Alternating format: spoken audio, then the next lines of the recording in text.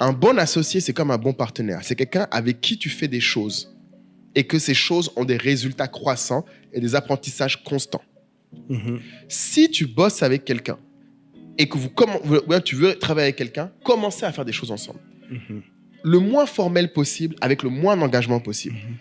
Celui avec qui, quand tu travailles, les choses vont de plus en plus vite.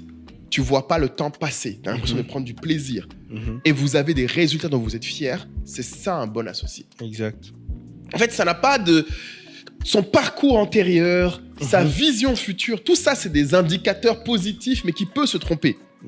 Quelqu'un peut avoir une super expérience et être nul maintenant. Quelqu'un peut avoir une super vision et pas avoir l'énergie.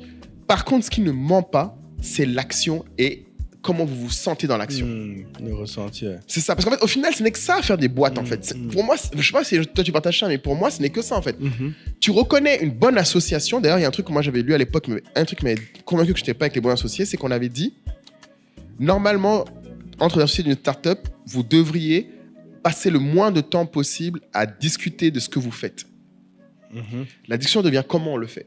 Ce qu'on fait que de comment on le fait, c'est que vous êtes dans une discussion en fait où vous n'avez même pas, comme tu as dit, le minimum de confiance en vous pour partir sur l'un d'entre vous. Normalement, une bonne association, c'est ça. C'est comme un couple. Tu sais dans le quoi chacun d'entre vous est meilleur.